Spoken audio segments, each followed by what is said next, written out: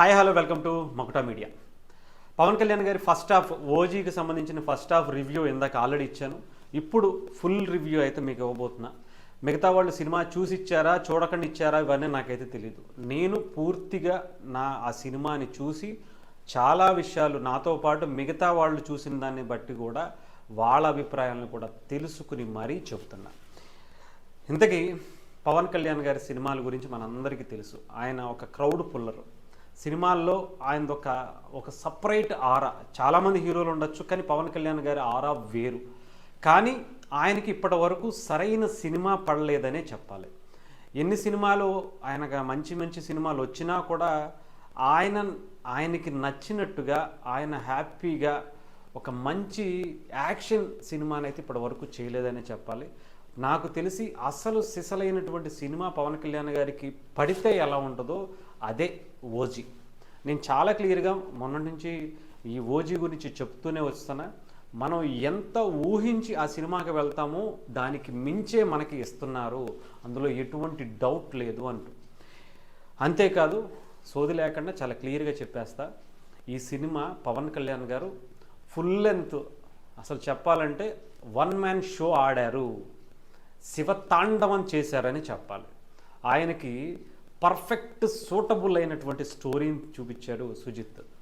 అసలు highly action సినిమాని, highly action సీన్స్ని throughout ఎక్కడా కూడా సినిమా డౌనా స్లోనా అనిపించేటువంటి సందర్భమే లేకుండా అసలు సినిమా స్టోరీ అలా అలా అలా అలా ఇలా వెళ్ళిపోతూనే ఉంటుంది. ఒక రేంజ్లో యాక్షన్ ఇది అయిపోయింది అనుకుంటే ఇంకొక యాక్షన్, ఇది అయిపోయింది అనుకుంటే ఇంకొక యాక్షన్. అసలు స్టార్టింగ్ స్టోరీ ఎక్కడో జపాన్లో మొదలైన ఒక చిన్న కుర్రాడి ఓజస్ గంభీరగా మొదలైతే అక్కడి నుంచి ముంబై వస్తుంది. ముంబై ఒక సత్యదాదా అనే ఒక వ్యక్తికి నీడలాగా, అక్కడ ఒక సామ్రాజ్యానికి ప్రజలకి అండగా ఒక ధర్మం వైపు నిలబడేటువంటి ఒక వ్యక్తిలాగా అక్కడ ఒక యుద్ధం చేస్తూ కనిపిస్తాడు. మధ్యలో ఎన్ని వచ్చినా సరే తన కోసం ఒక బలంగా నిలబడిపోతాడు. ఆ తర్వాత అక్కడి నుంచి కొన్ని సందర్భాల్లో అక్కడి నుంచి బయటికి రావాల్సి వస్తుంది. వచ్చి తనకు ఒక క్యూట్ లవ్ స్టోరీ ఉంటుంది, ఒక పాప పుడుతుంది. ఆ తర్వాత మళ్ళీ ముంబై వెళ్ళేటువంటి సందర్భంకి వచ్చేటప్పటికి క్లైమాక్స్కి వస్తుంది. క్లైమాక్స్ నిజంగా గూస్ బంప్స్ అనే చెప్పాలి. పవన్ కళ్యాణ్ గారిని ఎవ్వరూ ఇంత హై లెవెల్లో యాక్షన్ సీన్స్ని మనం ఊహించాం, కానీ దానికి మించి పవన్ కళ్యాణ్ గారు ఇచ్చారు.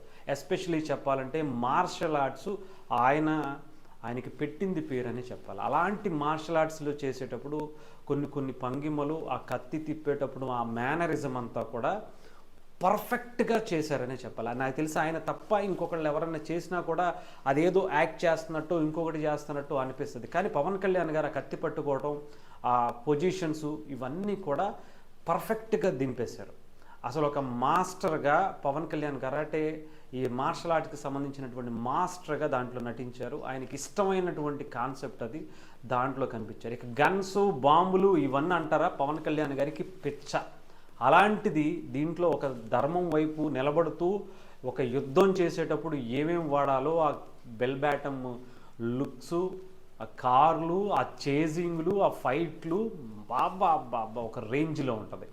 క్లైమాక్స్కి వచ్చేటప్పటికే దద్దరిల్లిపోయిందిరా బాబు. అసలు క్లైమాక్సే, ప్రీ క్లైమాక్స్ నేను చెప్పేది, క్లైమాక్స్ కూడా కాదు, ఇంటర్వెల్ సీనే అసలు తగలబెట్టేశారా బాబు అనుకునే స్థితికి వెళ్తే, అసలు ఈ సీనే ఇంటర్వెల్ ఏమో, ఈ సీనే క్లైమాక్స్ ఏమో అనుకునే రేంజ్లో తీసుకుంటూ వచ్చాడు.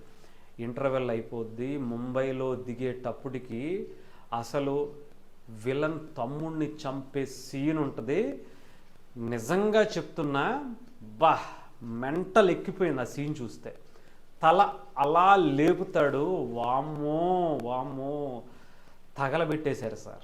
రికార్డులన్నీ ఆ ఒక్క సీన్తో తగలబెట్టేశారు సార్ అనుకునే టయానికి ఓమి ఎంటర్ అవుతాడు. వచ్చిన తర్వాత ఈయన కూడా ముంబైకి ఇంటర్వెల్ అయిపోయిన తర్వాత ఫస్ట్ సీనే ముంబైకి రావటమే పోలీస్ స్టేషన్ సీన్ ఉంటుంది. ఇక ఆ సీను చూస్తే ఏమి యాక్షన్ సీను, ఏమి డైలాగ్స్, అసలు ఏమి మెంటల్ ఎక్కిచ్చాడు అంతే సుజిత్. నిజంగా గతంలో ఆయన సినిమా మనం గతంలో చూసాం, ఏది సాహో కావచ్చు. ఆ సాహోలో అసలు ప్రభాస్ గారిని అంత స్టార్డమ్ని, ఒక స్టార్ని, స్టార్ హీరోని మెయింటైన్ చేయటమే, ఆ ప్రెజర్ని తట్టుకోవడమే కష్టం. మళ్ళీ ఇంకొక సినిమా, అది కూడా పవన్ కళ్యాణ్ లాంటి ఒక క్రౌడ్ పుల్లర్ని మళ్ళీ పెట్టుకుని ఇంత ప్రెజర్ని మెయింటైన్ చేసి ఇలా సీన్ తీసాడంటే ఆయన రేంజ్ వేరబ్బా. సుజిత్ డైరెక్షను ఆయన నెక్స్ట్ లెవెల్. అసలు నిజంగా చెప్పాలంటే ఆయన ఇక్కడ ఉండాల్సినోడు కాదు. ఇక ఆయన ఒక హాలీవుడ్ సినిమాల్ని, ఒక మంచి అవుట్ అండ్ అవుట్ యాక్షన్ సినిమాలని ఇంకా కంటిన్యూ చేసుకుని వెళ్ళిపోవచ్చు. అలాంటి సినిమాలు సుజిత్ ఇంకా తీయబోతున్నాడు. ఇక తమన్ గురించి మనం ప్రత్యేకించి చెప్పాల్సిన అవసరంలా, థియేటర్లు దద్దరిల్లిపోతే ఇప్పటి వరకు ఏ తెలుగు సినిమాకి ఇవ్వనటువంటి బీజియం తను ఇచ్చాడు. ఇప్పటివరకు జైలర్ చూసామా, లేదా లియో చూసామా, జవాన్ చూసామా, ఏయో చాలా చెప్పుకునేవాళ్ళం మనం బీజియంలకి. కానీ అయిపోయింది, అవన్నీ వేరు. ఓజీతో తమన్ను ఇంకంతే రాసి పెట్టుకోవచ్చు. అలాంటి సినిమా చెయ్యాలి అంటే మళ్ళీ తమనే గుర్తుకు రావాలి. అసలు ఆ బీజియం కొడుతుంటే ధన ధన ధన గుండెలు అదిరిపోతూ ఉంటాయి, థియేటర్లో బాక్సులు బద్దలైపోతాయేమో అన్నట్టు ఉంటుంది. ఇకపోతే లాస్ట్కి వచ్చేటప్పటికి చాలా చాలా చాలా ట్విస్ట్లు ఉన్నాయి. నిజంగా దయచేసి నిజంగా చెప్తున్నాను కదా, ఈ సినిమాని ఇలాగే చూడండి. నేను ఎక్కువ చెప్పను. దీంట్లో సాహోకి లింక్ ఇచ్చి వదిలిపెట్టేశాడు. అది నేను చెప్తే కాదు, మీరు చూస్తేనే అర్థమవుతుంది. ఇంతేకాదు, లాస్ట్ ప్రీ క్లైమాక్స్కి వెళ్ళిపోయేటప్పటికి జానీ సాంగ్ వస్తుంది. అసలు జానీ సినిమా మనకి ఆ క్రేజ్ వేరు. ముఖ్యంగా లెట్స్ గో జానీ అని చెప్పి ఆ సాంగ్, ఆ బీజిఎం ఏదైతే ఉంటుందో దాన్ని తీసుకొచ్చి ఒక హై యాక్షన్ ఎపిసోడ్ సీన్లో పెట్టాడు తీసుకొచ్చి. ఆ థాట్ ఎవరిదో కానీ బాబా బాబా బా మెంటల్ అంటే మెంటలే. అసలు ఆ సీన్ ఎవలా పెట్టాలనిపించిందో పెట్టిన తర్వాత థియేటర్లో పూనకాలు తెప్పించేశాడు అంతే. పవన్ కళ్యాణ్ గారి సీను బా, ఆ గన్నులు పట్టుకుని శివతాండవం చేసేస్తాడు అక్కడ. ఇక క్లైమాక్స్కి వచ్చిన తర్వాత ఓమినే చాలా పెద్ద విలను, ఇమ్రాన్ హష్మీ అని చెప్పి అనుకుంటాం. కానీ అసలు విలను వేరుంటాడు. పవన్ కళ్యాణ్ ఫ్లాష్ బ్యాక్ వేరుంటుంది. ఇక్కడే ఏదో ముంబైలోనో ఇంకొకటో ఫ్లాష్ బ్యాక్ ఉంటుంది అనుకుంటే, తను జపాన్లో అస్సలు సిసలైన ఫ్లాష్ బ్యాక్ ఉంటుంది. పిచ్చి లేపేస్తాడు. అసలు సాహో తండ్రికి పవన్ కళ్యాణ్ గారికి ఉండే లింక్ ఎలా ఉంటుందో అవన్నీ మళ్ళీ తీసుకెళ్ళి పార్ట్ 2కి ఇచ్చేసాడు. అసలు సిసలైన ఓజీని పార్ట్ 2లో చూపించబోతున్నాడు అన్నట్టుగా తీసుకెళ్ళి లింక్ వదిలేశాడు. చాలా కూల్గా, చాలా యాక్షన్గా. అసలు ఏంటి సీన్స్ వెళ్ళిపోతుంది, ఎక్కడన్నా తగ్గుద్దేమో అనుకునే ప్రతిసారి కూడా ఇచ్చేసాడు భయ్య సుజిత్. చెప్తున్నాను కదా, పవన్ కళ్యాణ్ గారికి ఏ సినిమా అయితే పడకూడదు అని ప్రత్యర్థులు కోరుకుంటూ ఆయన కోసం ఇంకా ఇండస్ట్రీ హిట్ కాదు, ఆయన రేంజ్ హిట్ దొరకలేదు, అలాంటి సినిమా పడకుండా ఉంటే చాలు అని చెప్పి చాలా ప్రత్యర్థులు కోరుకుంటారు. కానీ పడిపోయింది పవన్ కళ్యాణ్ గారికి. ఆయన సినిమాని ఇప్పటి వరకు మనం ఎలా చూడాలో, పవన్ కళ్యాణ్ గారిని ఎలా మనం కోరుకుంటామో అలా సుజిత్ చూపించాడు. పవన్ కళ్యాణ్ గారు అల్టిమేట్ యాక్షన్ అని చెప్పాలి. ఫ్యామిలీ సెంటిమెంటు, ఇవి అవి అన్నీ కూడా అసలు ఎక్కడ లో అన్న సిచ్యువేషన్నే తీసుకురాలి. అసలు ఒక రేంజ్లో చూపించాడు.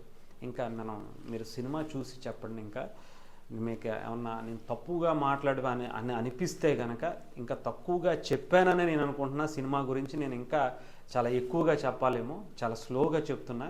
సినిమాలో మీరు చూస్తే ఎంతలా లోగా కూర్చునే పరిస్థితే ఉండదు. అసలు మీరు కుర్చీలో కూర్చుని ఒక గంభీరమైనటువంటి ఒక స్థితిలో ఉంటారు. ఏంటి యాక్షన్ సీన్స్ మనం చూసేది పవన్ కళ్యాణ్ గారి సినిమానేనా? అసలు ఏంటి సీన్స్, ఏంటి అసలు ఎలా వెళ్ళిపోతుంది, ఏంటి అమ్మ ఆ రేంజ్లో ఉంటుంది అనమాట. డెఫినెట్గా